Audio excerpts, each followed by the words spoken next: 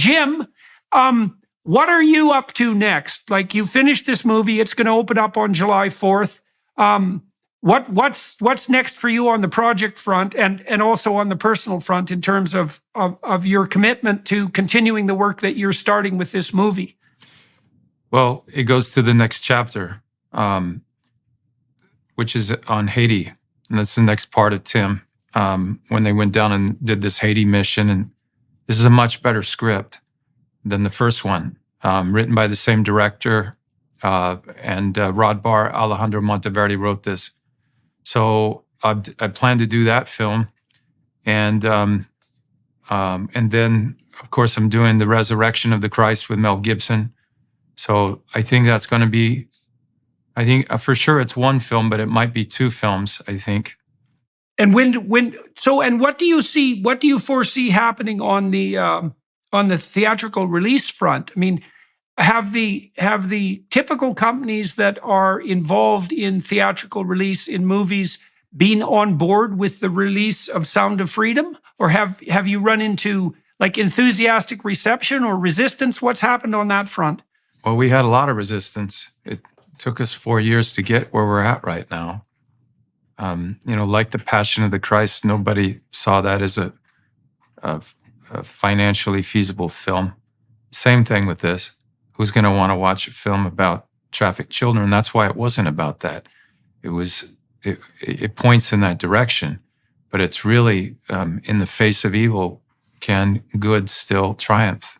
And that's what this film is. So it's quite inspirational, Well, it is a classic in many ways. It is a classic action adventure film. I mean, it's based on a true story, but it's got a very solid narrative driving line. I mean, it's not fundamentally making its appeal on the moral side. I mean, there is an appeal on the moral side, don't get me wrong, but that's not good enough for a movie. Like, a movie has to carry its own weight as an artistic endeavor, and it has to be well plotted and well acted, or just degenerates into kind of moralistic propaganda.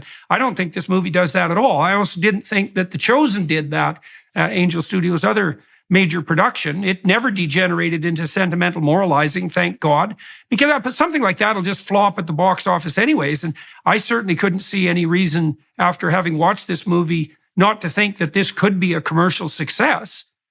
I mean, it's a very exciting movie. We're selling out right now. Our biggest war right now is to get more theaters. The big studios control those, and the distributors have to decide whether or not, and this happened on The Passion of the Christ, whether to go and go where the people are. And so the people are calling in right now to, ask for these theaters. They're not just going to angel.com. I've known many people that have gone in and literally bought out all theaters to do this. And so we're hoping that this continues, because we won't be able to serve the public. We just don't have enough theaters right now.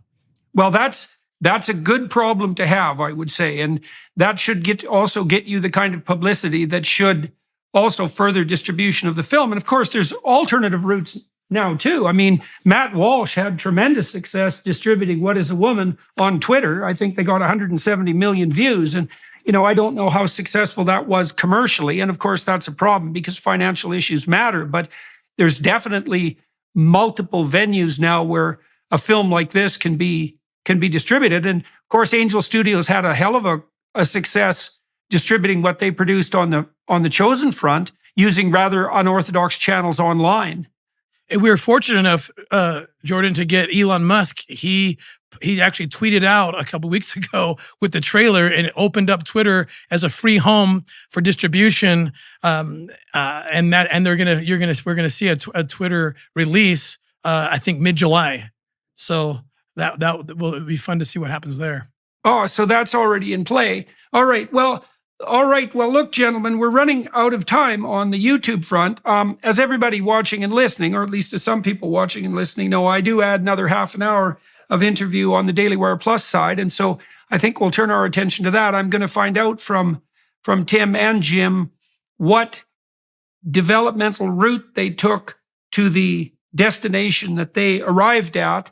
I haven't done that with two people before, but I think that will be quite entertaining. And so I'm interested in how people's destinies make themselves manifest across time, or you might say how their calling makes its appearance in their life, because things do call to people.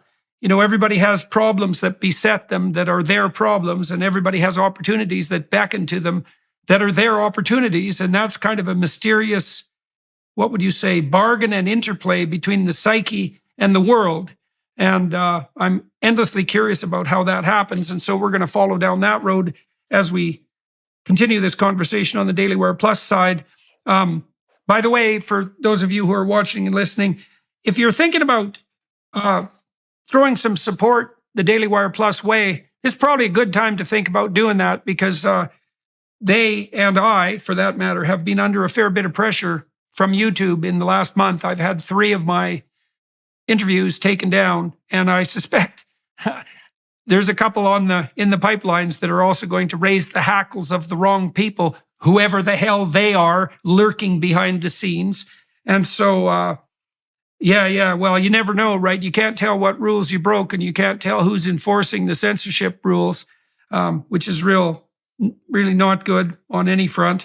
So anyways, we're going to turn our attention over there. Thank you to Jim Caviezel and Tim Ballard for talking today. I really enjoyed your film. I'm looking forward to watching how the public will receive it and what the consequences will be, and wish you both luck in your future endeavors. And Tim, I will hook your wife up with my wife, and it'd be real interesting to have them talk about, you know, how she saw what you were doing and why she threw her weight behind it, because there's quite a story there as well, as far as I can tell. I'm very much looking forward to watching that interview. All right, gentlemen. It was good to talk to both of you. And thank to you, everyone watching and listening, Jordan Peterson. Thanks for your time and attention. Pay some attention to this movie if you're inclined. You bet, guys. You bet. Good to meet you both.